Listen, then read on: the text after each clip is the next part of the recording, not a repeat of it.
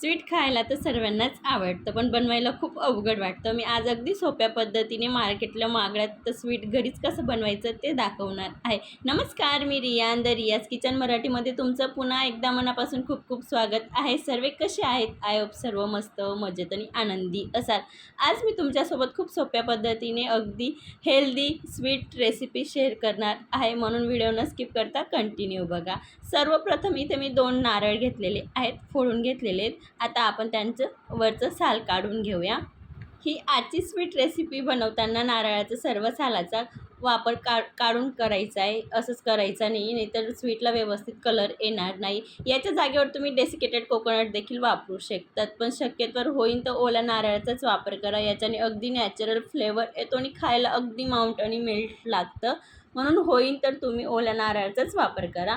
आता मी तर नारळचं साल बी काढून घेतलेलं आहे आणि किसून पण घेतलेलं आहे. आता आपण गॅसकडे वळूया. गॅस ऑन करून कढई ठेवायची. कढईमध्ये जे आपण नारळ किसलेलं आहे ते आता आपल्याला छान अगदी 5 ते 7 मिनटं लो टू मिडियम फ्लेमला परतवून घ्यायचं आहे. अगदी याच्यातलं मॉइश्चर कमी झालं पाहिजे इतपत आपल्याला व्यवस्थित परतवून घ्यायचं आहे.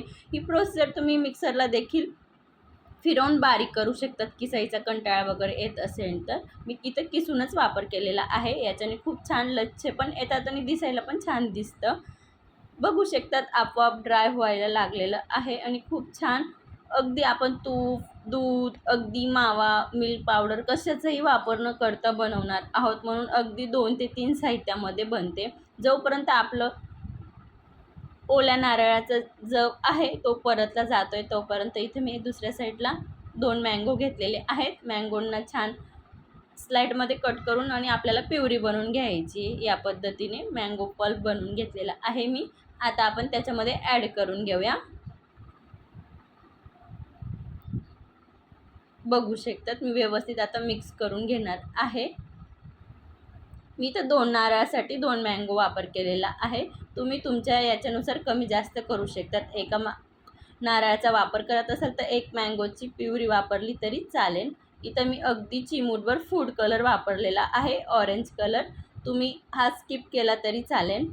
इथं मी घरची फ्रेश क्रीम मलाई वापरते, जी आपण रोजची दुधाची काढून ठेवतो आहे ती मलाईचा वापर करते. याच्याने या स्वीटमध्ये इतकं छान टेस्ट येतो, अगदी मार्केटपेक्षाही छान लागते आणि अगदी माउंट आणि मेल्ट होते आणि प्लस खायला पण अगदी रिच फ्लेवर येतो. त्यासाठी आवर्जून दुधाची मलाईचा वापर करा. तुमच्याकडे दुधाची मलाई नसेल तर तुम्ही याच्या जागेवर मिल्क पावडर देखील वापरू शकतात. आता आपल्याला छान अगदी ड्राय होतं तोपर्यंत परतवून घ्यायचे. अगदी मला 10 ते 12 मिनटं लागलेले आहेत. व्यवस्थित मिक्स करून ड्राय झालेलं आहे. इथं मी अगदी ब्रेकफास्ट स्पून असतो आपण जो पोहे खातो त्या स्पूनने 3 टेबलस्पून साखर वापरलेली आहे. मी अगदी कमीत कमी साखरचा वापर करते, कारण की नारळ पण अगदी हलका गोडवा असतो आणि आंब्यामध्ये पण गोडवा असतो. त्यासाठी यांचा नॅचरल फ्लेवर येण्यासाठी मी अगदी कमीत कमी साखरचा वापर केलेला आहे. तुम्हाला आता हवं तर तुम्ही याच्यामध्ये गूळ पावडर देखील वापरू शकतात, पण याच्याने नॉर्मल कलर चेंज होईल.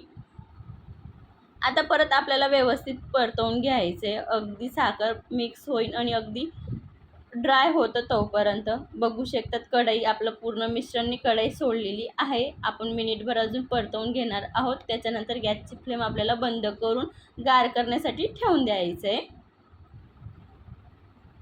बघू शकतात मी तर गार करण्यासाठी ठेवून दिलेलं होतं 15 ते 20 मिनटासाठी. 15 ते 20 मिनटानंतर छान पद्धतीने गार झालेलं आहे आणि अगदी ड्राय झालेलं आहे मिश्रण. बघू शकतात तुम्ही. आता आपल्याला छोटे छोटे बॉल म्हणा किंवा पेढे म्हणा हव्या त्या आकारात तुम्ही बनवू शकतात किंवा तुम्ही याची बर्फी देखील बनवू शकतात.